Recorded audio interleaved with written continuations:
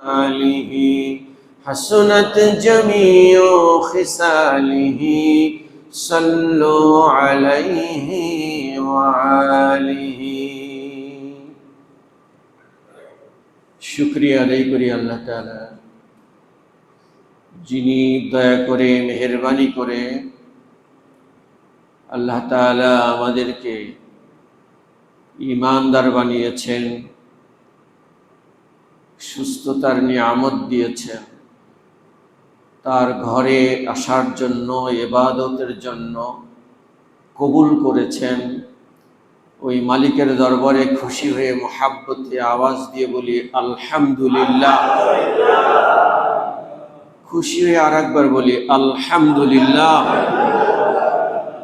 দয়ার নবীর উপরে মুহাব্বতে আরেকবার দরুদ পড়ি সাল্লাল্লাহু আলাইহি ওয়াসাল্লাম। উপস্থিত হাজিরিন, আজকে মুহররমের শেষ জুমা। আপনাদের সামনে একটা 8 আয়াত বিশিষ্ট একটা সূরা তেলাওয়াত করেছি। সূরাটা 114 নম্বর সূরার ভিতরে এই সূরাটা হলো 99 নম্বর সূরা। সূরার নাম জিলজাল। জিলজাল অর্থ হলো কম্পন। 30 পারায় আছে, 99 নম্বর সূরা। সূরাটা নাজিল হয়েছে মদিনায়। মদিনার কোথায়? তাফসীর কারক তাদের আলোচনায় বোঝা যায়, হাজী সাহেবরা যখন মসজিদে নববীতে নামাজ পড়েন, আপনারা কি বলতে পারবেন কোন দিকে দাঁড়িয়ে মসজিদে নববীতে নামাজ পড়া হয়? কিবলার দিকে। এটা তো ঠিক আছে, দক্ষিণ দিকে মসজিদে নববীতে নামাজ পড়া হয়। হাজী সাহেব বলেছেন দক্ষিণ দিকে দাঁড়ায়। তার মানে হাতের বাম পাশে থাকে জান্নাতুল বাকি, এটা হলো পূর্ব দিকে, আর সামনে হলো দক্ষিণ দিক, কারণ কাবা দক্ষিণ দিকে। এজন্য দক্ষিণ দিকেই নামাজ পড়া হয়।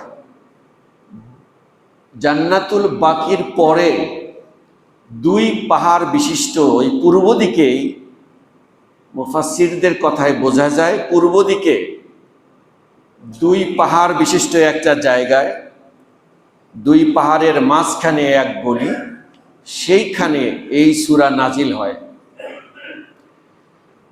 একেবারে মূল কথা বলে সূরার আলোচনা শেষ করব ইনশাআল্লাহ, বিস্তারিত ব্যাখ্যা করব না। তাহলে এই সূরার নাম্বার কত? সবাই বলেন কত নাম্বার? সূরার নাম কি? জিলজাল মানে কি? কম্পন। কোথায় নাজিল হয়েছে? মদিনায়। এই সূরার আয়াত কয়টা? 8টা। সবাই বলেন আয়াত কয়টা? 8টা। আমরা প্রথমে এই সূরার শানে নজুলটা আমরা আলোচনা করতে পারি, তাহলে আমরা অনেকখানি বুঝতে পারবো এই সূরার ভাব অর্থটা কি। শানে নজুলটা আমরা প্রথমে আলোচনা করে নেই।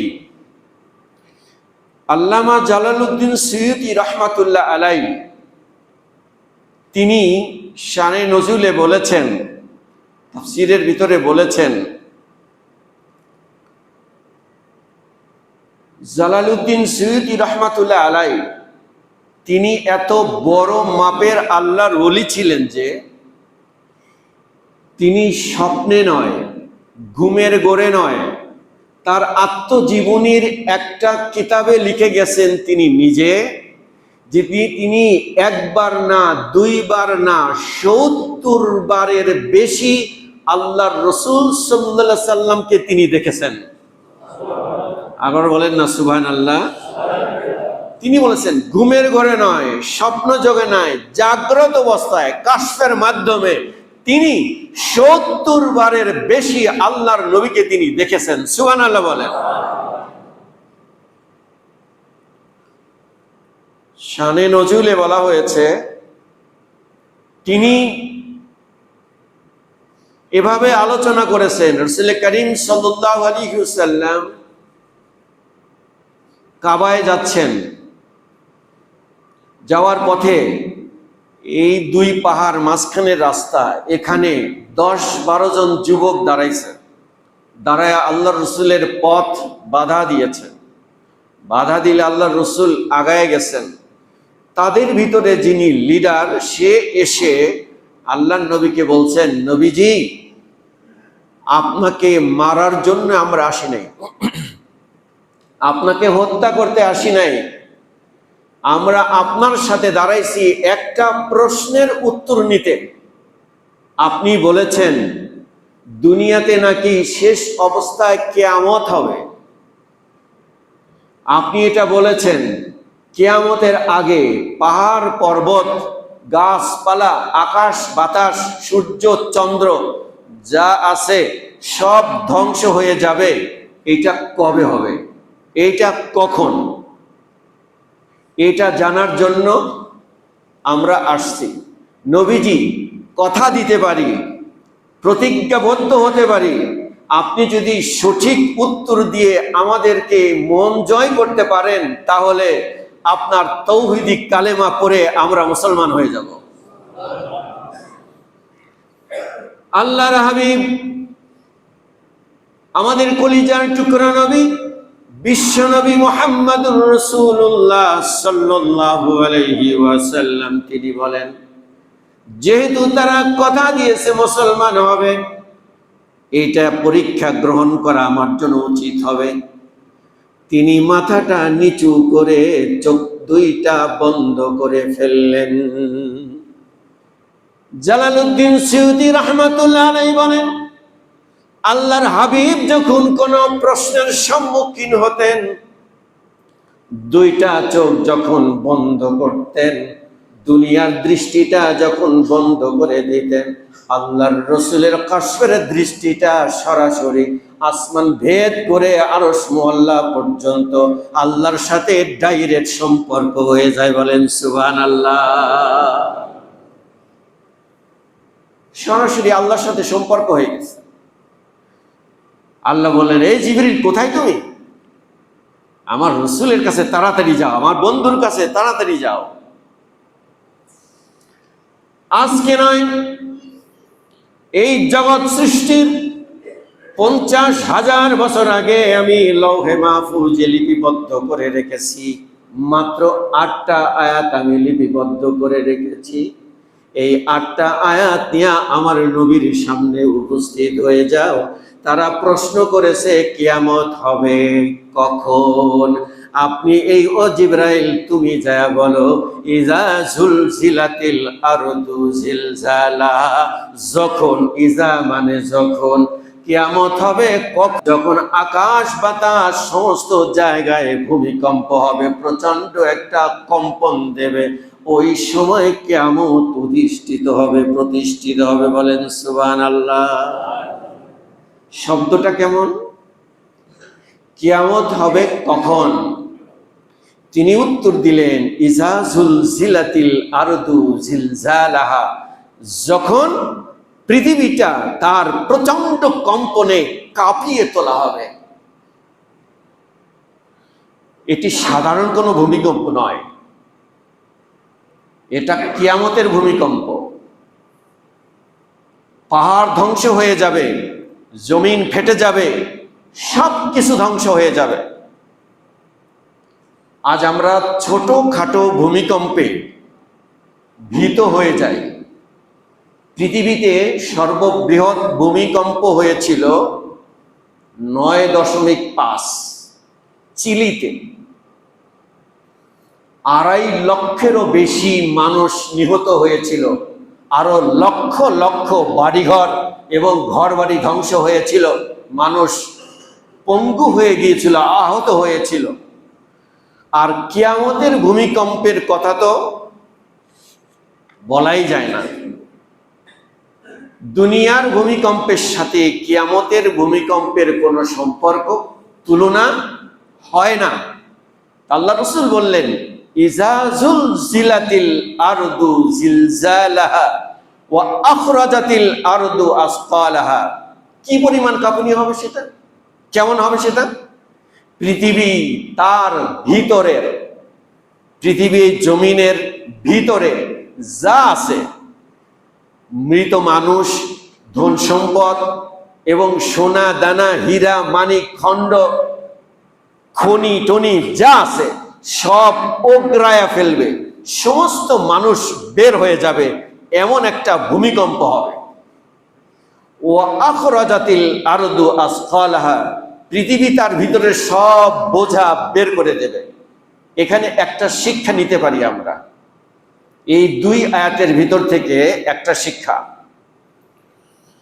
আমরা মনে করি গোপন গুনাহ হয়তো প্রকাশ পাবে না, যে কারণে আমরা নির্দ্বিধায় নিশ্চিন্তায় গোপন গুনাহ করতে থাকি। এখানে একটা শিক্ষা নিতে পারি, গোপন গুনাহগুলো গোপন থাকবে না, কিয়ামতের দিন জমিন সব প্রকাশ করে দেবে। জমিন সব কি করবে? বলে কি করবে? প্রকাশ করে দেবে। অকালাল ইনসানু মালাহা, মানুষজন তখন বলবে এর হলোটা কি, কি করছে? আশ্চর্য হয়ে যাবে, হলোটা কি, এমন করছে কেন, সব তো বের করে দিচ্ছে। মানুষ হতবাক হয়ে যাবে, এমন দৃশ্য আগে কখনো দেখে নাই, হতবাক হয়ে যাবে। বাস্তব কথা হলো আজ আমরা গুনাহ করতে করতে নির্লজ্জ হয়ে গেছি, কিন্তু সেদিন মানুষ বুঝবে আসল ভয় কাকে বলে। সেদিন বুঝবে আসল ভয় কাকে বলে। আজকে তো ভয় নাই, নির্ভয়ে আমরা কাজ করতে থাকি, সেদিন আসল ভয় পাবে। আল্লাহ বলেন 4 নম্বর আয়াতে, ইয়াউমাইযিন তুহাদ্দিসু আখবারাহা বিআন্না রাব্বাকা আওহালাহা, সেদিন জমিন তার খবর বর্ণনা করবেন, জমিন কথা বলবেন, কে কোথায় কি করেছেন সব বলে দেবে।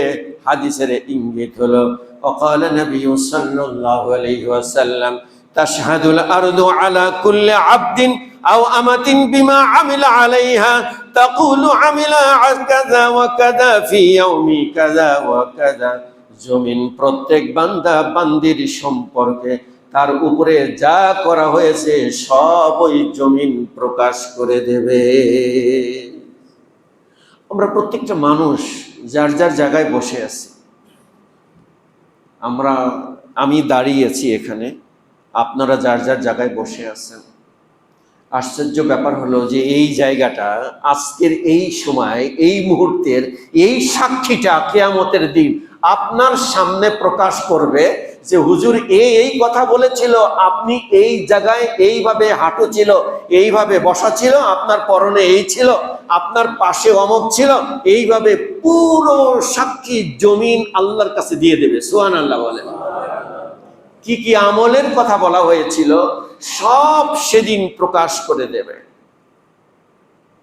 আপনি এখানে বসে আছেন, এই মাটিটাই প্রকাশ করে দেবে। এই কথাটা, এই আয়াতটা যদি একজন মানুষ 24 ঘন্টা মনে রাখতে পারে, ইয়াউমাইযিন তুহাদ্দিসু আখবারাহা, সব জমিন সব বলে দেবে, সব খবর বর্ণনা করে দেবে। বিআন্না রাব্বাকা আওহালাহা, কারণ আল্লাহ তাকে অর্ডার করবেন, বলে দাও, এই সময় সব বলে দেবে। ইয়াউমাইযিন ইয়াসদুরুন নাসু আশতাতাল লিউরাউ আ'মালাহুম, সেদিন মানুষ দলবদ্ধভাবে আলাদা আলাদা হয়ে আসবে। আমরা সেদিন এক জায়গায় থাকতে পারবো না। আজকে আমরা বাড়িতে যাওয়ার পরে আমার মা থাকবে, বাবা নাই, আমার মা আছে, আমার ছেলে মেয়ে আছে, আমার স্ত্রী আছে, ভাই বেরাদার আছে, প্রতিবেশী আছে। আজকে যেখানে বসে আছেন ডান পাশে একজন, বাম পাশে একজন, কি সুন্দর পরিবেশ দুনিয়াতে রয়ে গেছে। কিয়ামতের দিন মুসিবতের সময় আপনি যখন দাঁড়াবেন, জগতে সব থাকবে কিন্তু আপনার ডান বামে কেউ থাকবে না। আপনি একদম একা, একদম একা। সবাই আছে, মা আছে, বাবা আছে, ভাই আছে, দাদা দাদি, নানা নানি, সব আছে। আপনি যার জন্য আজকে পাগল, সন্তানের জন্য, স্ত্রীর জন্য, বন্ধুর জন্য, বান্ধবীর জন্য, যার জন্য পাগল, সবাই থাকবে, কিন্তু কেউ কাছে থাকবে না। মারাত্মক একটা বিষয়। আমি এই তাফসীর পড়ার সময় আমি আমার চোখ বন্ধ করে আমি এই অনুভূতি যাচ্ছিলাম, এটা চিন্তা করছিলাম যে আমি এমন একটা জায়গায় দাঁড়িয়ে আছি যে জায়গায় মানুষে ভরা, কিয়ামতের ময়দানে লোকে লোকারণ, অথচ আমার পাশে আমার আপন কেউ নাই।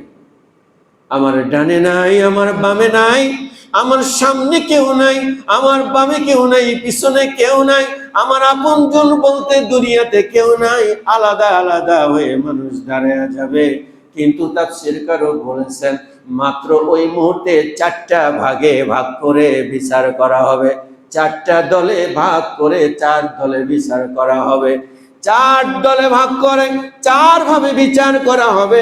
এই 4 ভাবে বিচার করার পরে, এই 4 ধরনের বিচার করার পরে, 4 রকমের ভাগ হয়ে যাওয়ার পরে এর ভিতরে থেকে 73টা দলে পরিণত হবে। আগে কয় দল হবে? 4 দল। যদি কোরআনুল কারীমের ভিতরে 3 দলের কথা আছে, কিন্তু বিচারের পদ্ধতি হবে এরকম 4 ভাবে। আমি এই 4 ভাবে যে বিচার হবে, এই 4 ভাবের বিচারটা আলোচনা করলে আমরা কোন দলে আছি, যদি কেউ মনোযোগ দিয়ে শোনেন তাহলে বুঝতে পারবেন এই 4-এর ভিতরে আমরা কোন নম্বরে আছি। শুনবেন আপনারা? মনোযোগ দিয়ে শুনবেন ইনশাআল্লাহ। কারণ আমাদের বোঝা দরকার যে আমরা 4 দলের মধ্যে কোন দলে আছি, এটা বোঝা দরকার। আছে না নাই? সবাই বলেন আছে না নাই? আমরা বুঝে দেখব 4 দলের ভিতরে আমরা কোন দলে আছি। ভাইরা আমার, আজকে যে আলোচনা হবে এবং আগামী শুক্রবার থেকে যে আলোচনা হবে, এই আলোচনার ভিতর থেকে আমি প্রত্যেক শুক্রবারের আলোচনা থেকে 2টা প্রশ্ন নেব, 2টা 3টা অতিরিক্ত 4টা প্রশ্ন নেব। 3 মাস পরে, মোটামুটি 12, 14, 15টা জুমার পরে একদিন জুমায় আলোচনা হবে না, শুধু ওই প্রশ্নের উপরে আপনাদেরকে একটু পরীক্ষা নেব। মাত্র 10 জনকে বাছাই করব। এই 10 জনকে উল্লেখযোগ্য পুরস্কার বিতরণ দেব ইনশাআল্লাহ। আজকে মাত্র 2টা প্রশ্ন থাকবে, আর পরবর্তী শুক্রবার থেকে এইরকম 2-3টা প্রশ্ন থাকবে। প্রথম থেকেই আলোচনা, প্রশ্নের উত্তরগুলো, প্রশ্নও শুনবেন, উত্তরও শুনবেন, একটা ধারাবাহিক আলোচনা হবে। এর ভিতর থেকেই প্রশ্ন থাকবে। আপনারা ইনশাআল্লাহ হয় খাতা কলম আর না হয় মনের ডিস্কে, মেমোরিতে নিয়ে যাবেন, না হয় মোবাইলে ধারণ করা হচ্ছে, এটা আপনাদের বলে দেব। বারবার শুনবেন, শুনে আপনারা আপনাদের উত্তরগুলো প্রস্তুতি নেবেন। সেই দিন যারা 10 জন বাছাই হবেন তাদেরকে পুরস্কৃত করা হবে, বলেন ইনশাআল্লাহ। আজকে আলোচনায় 2টা প্রশ্ন থাকবে। তাহলে আমাদের কয় ভাগে ভাগ করে বিচার করবেন? 4 ভাগে। 1 নাম্বার বিচার হবে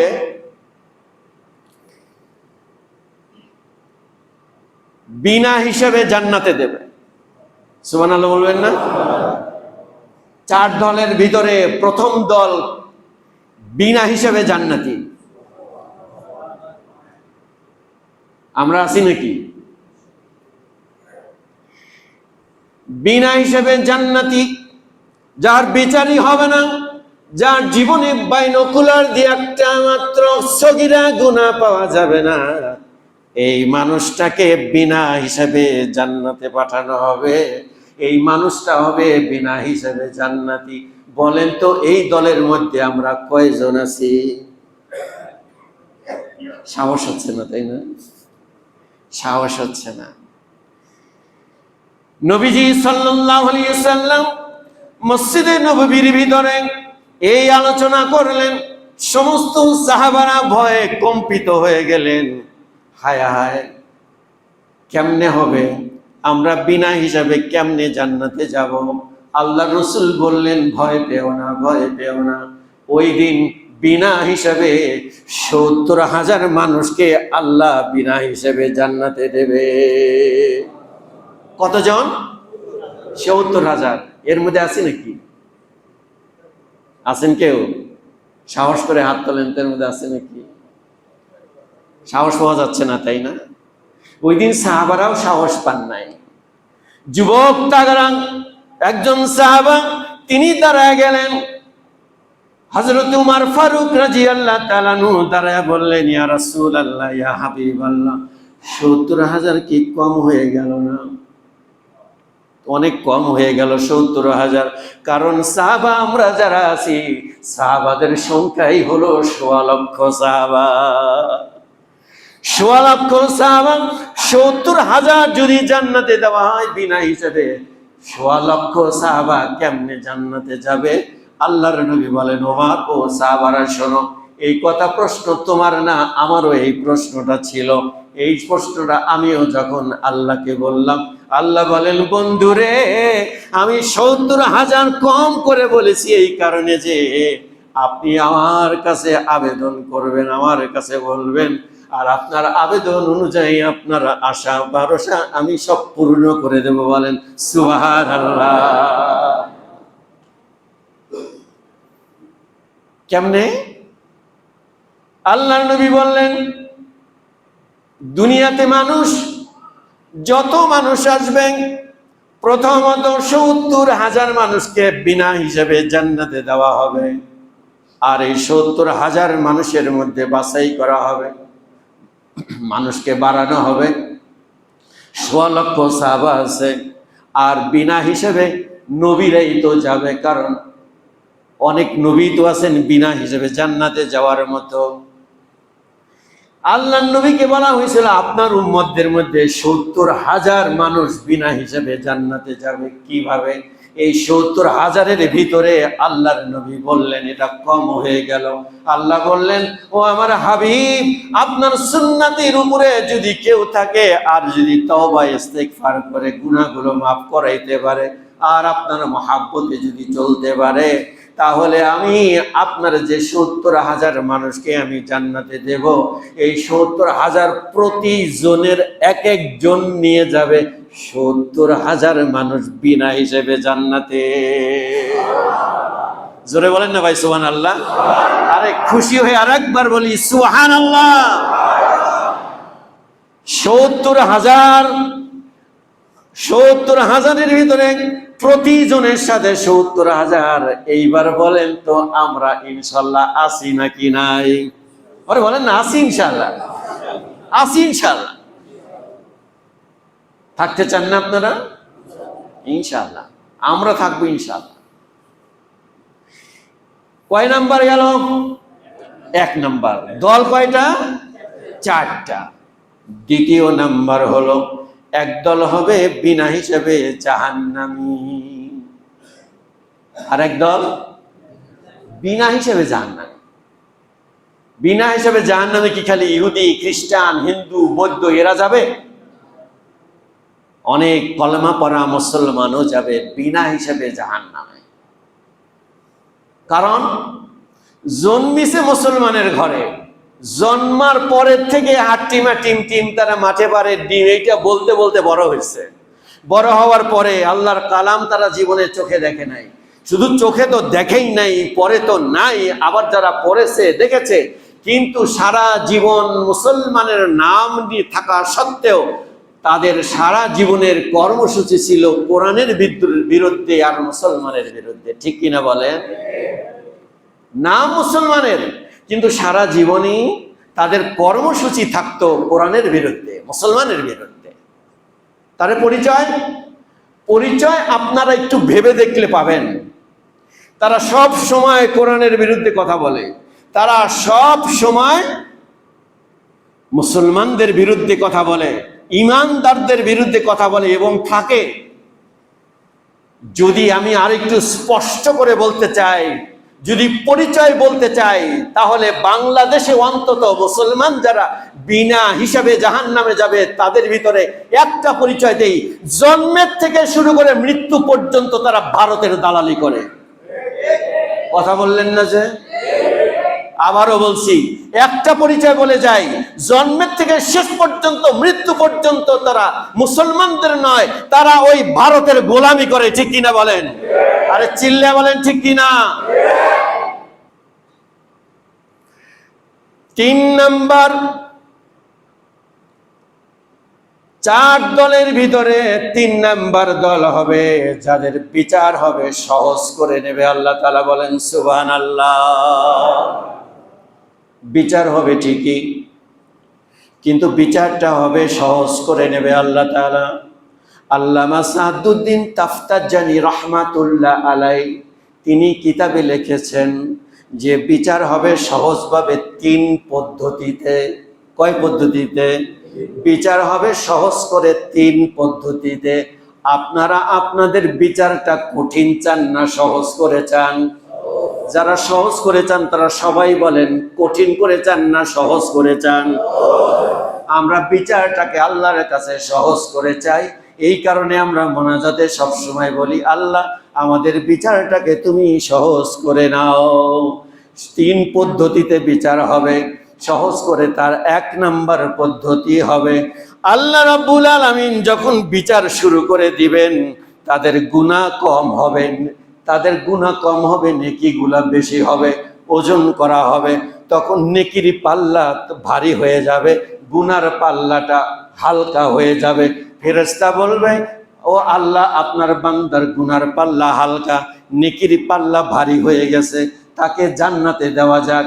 আল্লাহ বলে, ও ফেরেশতারা জান্নাতের মালিক কি তুমি নাকি না আমি? বলো আপনি। আল্লাহ বললেন, আমার বান্দারা গুনাহ নিয়ে জান্নাতে যাবে এমন কথা আমি চাই না, আমার বান্দার গুনাহ আমি মুছে দেব। তোমরা ফেরেশতারা একটা কাজ করো, তোমাদের নূরের যত পাখা আছে আমার বান্দাদের গুনাহগুলোকে তোমরা ঢেকে দাও। একটু পরে আল্লাহ বলবেন, ফেরেশতারা তোমরা নূরের পাখাটা একটু উঠায় ফেলো। নূরের পাখা উঠানোর পরে দেখবে বান্দাদের যে ছোট ছোট গুনাহগুলো ছিল ওই গুনাহগুলো নেকিতে পরিণত হয়ে গেছে। বলেন সুবহানাল্লাহ। নেকিতে পরিণত হয়ে গেছে। এটা একটা আয়াতেও আছে, সূরা হুদ আয়াত নাম্বার 114। আল্লাহ বলছেন, ইন্নাল হাসানাতি ইউযহিবিনাস সাইয়্যাতি যালিকা যিকরাল লিযাকিরিন। আল্লাহ বলছেন সূরা হুদের ভিতরে 114 নাম্বার আয়াতে বলেছেন, আল্লাহ বলছেন নিশ্চয়ই সৎকর্ম নেকিগুলা গুনাহগুলোকে খেয়ে ফেলে। নেকি গুনাহগুলোকে খেয়ে ফেলে। এই জন্য বেশি বেশি নেক কাজ করা দরকার। হাদিসে আসছে, ইত্তাকিল্লাহ হাইসুমা কুনতা ওয়া আতবিইস সাইয়্যাতাল হাসানাতা তামহুহা ওয়া খালিকান নাস বিখুলুকি হাসান। তুমি যেখানেই থাকো আল্লাহকে ভয় করো আর বেশি বেশি নেক কাজ করো, কারণ বেশি বেশি নেকি করলে গুনাহগুলো খেয়ে ফেলে, আল্লাহ গুনাহগুলো মাফ করে দেয়। এই জন্য টার্গেট থাকবে বেশি বেশি নেক কাজ করা। 2 নাম্বার, 3 ভাবে বিচার হবে সহজ করে, পদ্ধতি 3টা। 1 নাম্বার গেছে। 2 নাম্বার পদ্ধতি, একজন মানুষের নেকির পাল্লা আর বদির পাল্লা ওজন করা হবে, নেকি আর বদি সমান হয়ে যাবে। ফেরেশতারা বলবে, আল্লাহ এইভাবে এইরকম কি করা যায়? তাকে জান্নাতেও দেব না জাহান্নামেও দেব না, মাঝখানে একটা জায়গায় রেখে দেই। আল্লাহ বলেন, ফেরেশতারা তোমরাই কি সব বিচারের মালিক নাকি? বলে না আপনি। এবার আল্লাহ বলবেন, তাদের জন্য একটা সহজ কাজ করো, দেখো তো আমার বান্দারা নামাজ পড়েছে কিনা? বলো হ্যাঁ নামাজ পড়েছে, গুনাহও করেছে। আল্লাহ বলবেন, ও ফেরেশতারা তারা যতদিন নামাজের জন্য ওযু করেছে এই ওযুর পানিগুলোকে তুমি এক জায়গায় রেখে দাও, আর ওযুর পানিগুলোকে তুমি এক জায়গায় রেখে নেকির পাল্লায় তুমি দিয়ে দাও। বলেন সুবহানাল্লাহ। আল্লাহ বলবেন, বান্দা ও ফেরেশতারা দেখো তো আমার বান্দারা জীবনে তারা মুসলমানরা জীবনে তারা নামাজ পড়েছে, যখন গোসল ফরজ হয়েছে ফরজ গোসল করেছে কিনা? ফরজ গোসলের পানিগুলোকে এক জায়গায় রাখো, দেখো তো তারা ঢিলা কুলুপ করেছে কিনা। যদি ঢিলা কুলুপ করে থাকে সেই ঢিলা কুলুপগুলো এক জায়গায় রাখো। তাহলে ওযুর পানি নাও, গোসলের পানি নাও, আর ঢিলা কুলুপগুলো নাও, সবগুলো নিয়ে নেকির পাল্লায় দিয়ে দাও। যখন ফেরেশতারা এইগুলো নিয়ে নেকির পাল্লায় দিয়ে দেওয়া হবে, তার নেকির পাল্লাটা ভারী হয়ে যাবে। এইটা হলো সহজ করে বিচার নেওয়া। বলেন সুবহানাল্লাহ। ভাই, ফরজ গোসলের দরকার আছে না নাই? কয়দিন পরে? কয়দিন পর? 3 দিন? সাথে সাথে? কয়দিন? সাথে সাথে।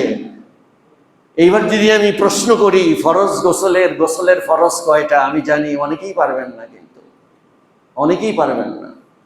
মুসলমান, গোসলের ফরজ 3টা। কয়টা? গোসলের ফরজ 3টা। কি কি? কি কি? মুখের ভিতরে পানি নিয়ে এমন ভাবে গড়গড়া করা যেন মুখের ভিতরে সব জায়গা ভিজে যায়, আর একদম নাকের ভিতরে নরম জায়গা পর্যন্ত পানি ঢুকে যাবে এইভাবে। আর সারা শরীর ভালোভাবে ধৌত করতে হবে, যেন একটা লোমও শুকনো না থাকে। যদি 3টার কোনো একটা বাদ যায় তাহলে তার গোসল হবে না, নাপাক থেকে যাবে, এবং সে আর পাক হলো না। এই অবস্থায় সে যতদিন যা ইবাদত করবে আল্লাহর দরবারে কোনোটাই কবুল হবে না। মুসলমান, গোসলের ফরজই তো জানি না, কেমনে সেই গোসলের পানি নিয়ে আল্লাহ বিচারটা সহজ করবে। কথা শেষ হলো না, আগামী জুমায় ইনশাল্লাহ এটা শেষ করে যেটা ধারাবাহিক আলোচনা করব ওই কথায় আমি চলে যাব ইনশাল্লাহ। এখান থেকে আজকে থেকেও 1-2টা প্রশ্ন থাকতে পারে, আগামী শুক্রবার থেকে ধারাবাহিক প্রশ্ন থাকবে, উত্তর থাকবে। আমি 3 মাস পরে একটা পরীক্ষা নেব, এই পরীক্ষায় যারা 10 জনকে জয়ী ঘোষণা করব, এই 10 জনকে পুরস্কৃত করা হবে। আপনারা মনোযোগ দিয়ে আলোচনা শুনবেন। আল্লাহ তাআলা তৌফিক দান করে, বলেন আমিন। কাবুল জুমা পড়ে নেন।